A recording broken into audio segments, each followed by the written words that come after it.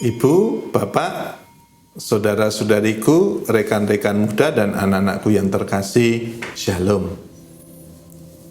Salam berjumpa kembali dalam Renungan Harian Katolik. Hari ini, hari Rabu, tanggal 31 Desember tahun 2025, merupakan hari ke-7 Oktav Natal. Tema renungan harian ini adalah mengakhiri tahun dengan tetap setia kepada Tuhan. Setiap cerita memiliki akhir. Saat ini kita sampai pada hari terakhir tahun 2025.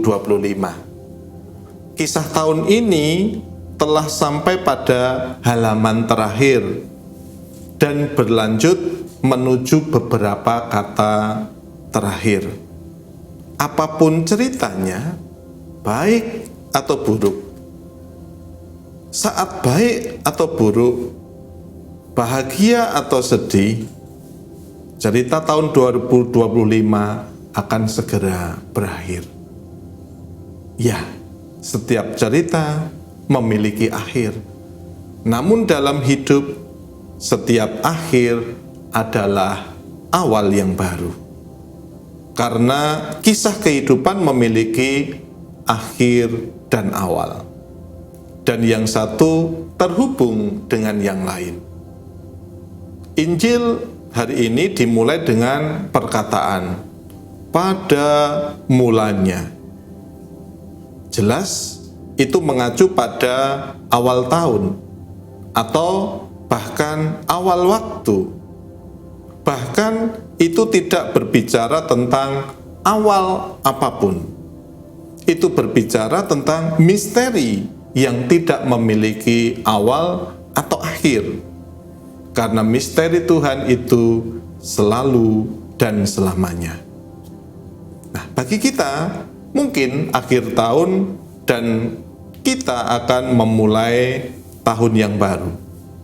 Tetapi Tuhan ingin kita tahu bahwa Dia bersama kita selalu dan selamanya. Selain itu, para saudara, keluarga-keluarga kita mengisi acara akhir tahun dengan berkumpul bersama keluarga, melaksanakan ibadat syukur, dan mungkin juga saling memaafkan satu dengan yang lain. Ini adalah tradisi yang baik. Sementara itu, dalam komunitas-komunitas biara biasanya diadakan ibadat syukur yang di dalamnya ada refleksi diri dan juga pernyataan niat untuk hidup lebih baik di tahun yang baru ini. Nah, Pak Saudara, dalam kesempatan ini gereja mengajak kita untuk melihat sejauh mana kita hidup di dalam Kristus yang kita imani. Dalam bacaan pertama, surat pertama Rasul Yohanes, kita yang sudah mengenal Kristus, Sang Kebenaran, diajak untuk waspada setiap waktu. Sebab setiap saat selalu ada hal yang dapat menjauhkan kita darinya. Istilah yang dipakai oleh Rasul Yohanes adalah anti-Kristus, yang menjauhkan kita dari Kristus.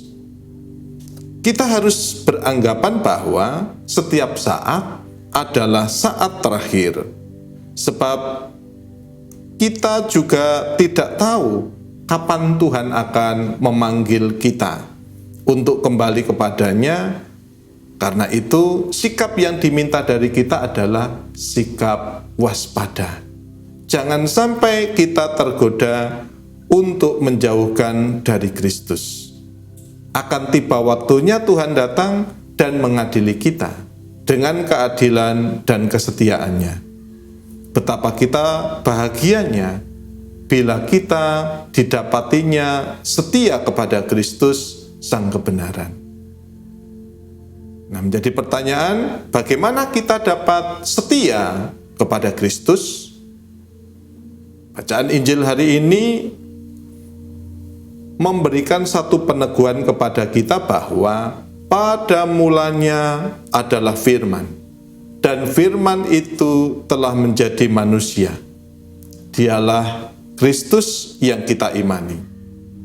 Iman kita menjadikan kita putra dan putri Allah yang dianugerahinya dengan kasih karunia yang melimpah.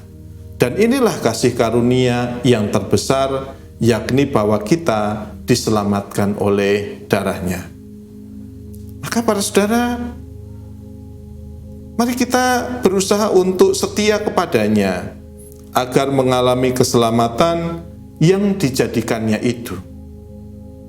Hidup di dalam Kristus berarti senantiasa menjalin relasi yang akrab dengan Yesus dan melaksanakan apa yang dikehendakinya. Mari kita membuat resolusi akhir tahun dengan menyatakan bahwa kita akan tetap setia untuk hidup di dalam Kristus. Maka para saudara, saya mengucapkan selamat memasuki tahun yang baru.